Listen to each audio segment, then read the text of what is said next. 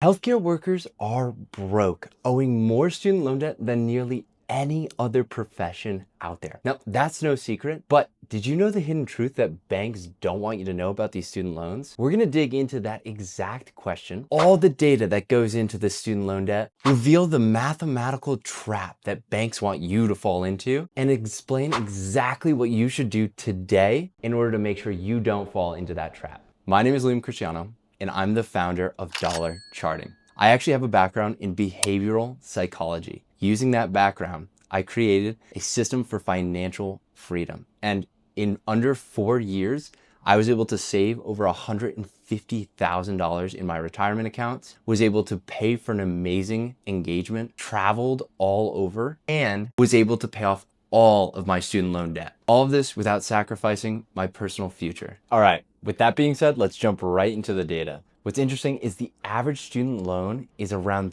$39,000. And that only gets more expensive for healthcare professionals, with the average jumping above that to about $50,000. And what's even scarier is that there are some people out there with over $200,000 of student loan debt.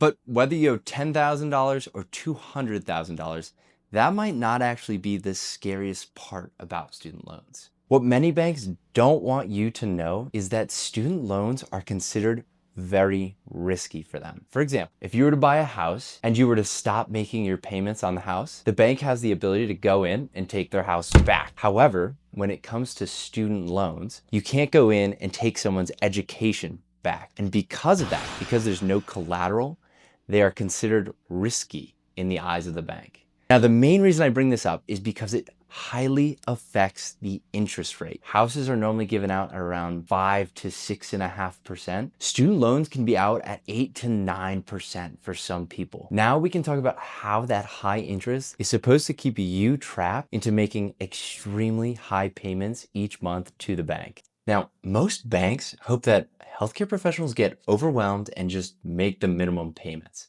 And that is playing into exactly what they want. So this is my budgeting tool that I've created, completely free if you want to use it, but it helps you calculate and straighten out all of your personal finances. So down here, we have a student loan section. It helps you figure out exactly how much you owe, how much you're paying in interest, and the amount you're going to be paying each month. And then once you plug all that information in, it'll calculate the total interest you're going to pay, the months remaining.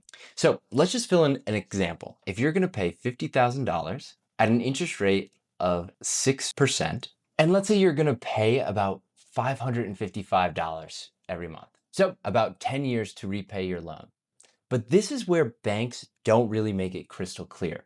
They don't tell you how much you're going to pay in interest. And if you're looking at this example, that's $16,000, nearly $17,000 that you're just going to be paying directly to the bank for borrowing. Let's imagine if this was an 8% loan and see how that affects things. And you'll see this is a significant jump, and banks do not want you to know about how much they're charging you in interest because of how profitable it is for them. Okay, so the next logical question is, what should you do? Well, the first step, just like when you're treating a patient, you need to get an assessment of what is actually going on. And to do that, you need to pull 3 numbers: your current balance, your current interest rate, and then last but not least, your monthly payment. And once you have that baseline, you can map out your attack plan. And I wish there was a one size fits all answer that I could give you, but personal finance is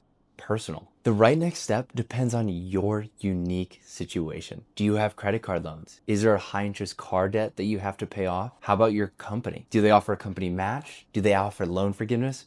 These are all really important questions to figure out your exact personal next step. I'm going to be breaking down all of those topics and more. So if you're interested and this speaks to you, please like and subscribe so that we can help reach your personal financial freedom. Happy charting.